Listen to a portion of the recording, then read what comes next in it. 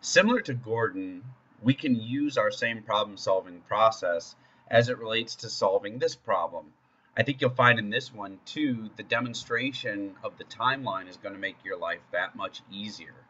So let's go ahead and start documenting the assumptions that come out of this problem.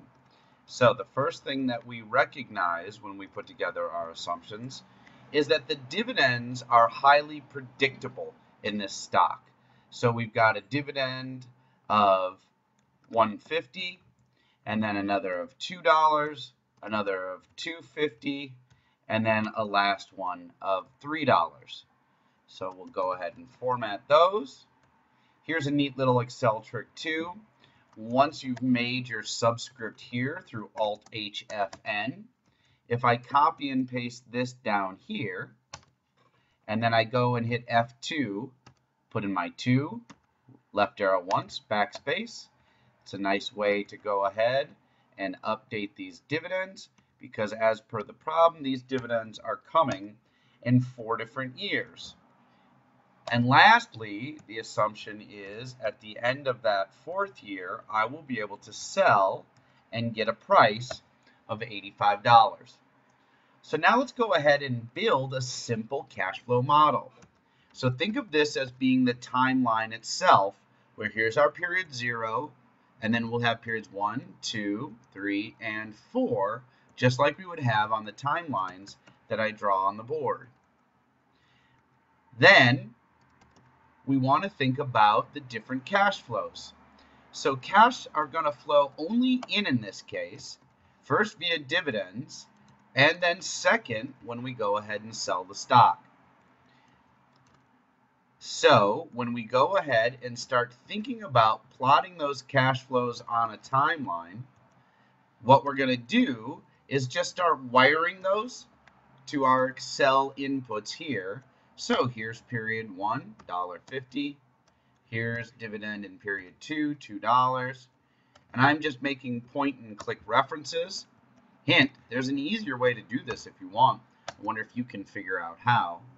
And then in the last year I have $85. Now we want to make sure though that we recognize in given periods that cash could flow in, let's call that cash flows in net. It's going to be equal to dividends plus, I said equal to dividends plus sale. So we'll go ahead and copy and paste that over. And so you can see how in that last period we end up with $88 to signify that we both get a dividend and we sell. Now remember, at the end of the day, finance is all about plotting cash flows on a timeline, specific points on the timeline, and then discounting them by the opportunity cost of capital. I didn't put that in here yet, but I'll leave that space and I'll go ahead and F4 that, and we'll go back and retrofill that in. My number of periods will be here. There's no payment.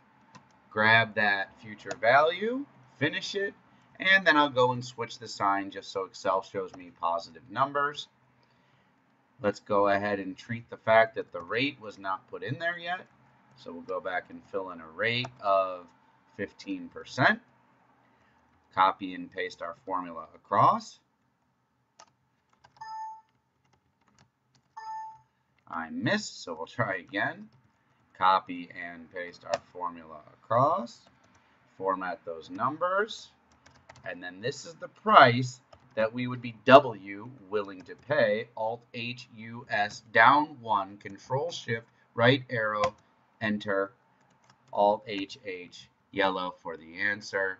And we've got a willingness to pay up to $54.77 for a stock which is predicted to give us these dividends over the course of the next 4 years that we predict will give us $85 when we go to sell it in that last year when other stocks of similar risk are 15%.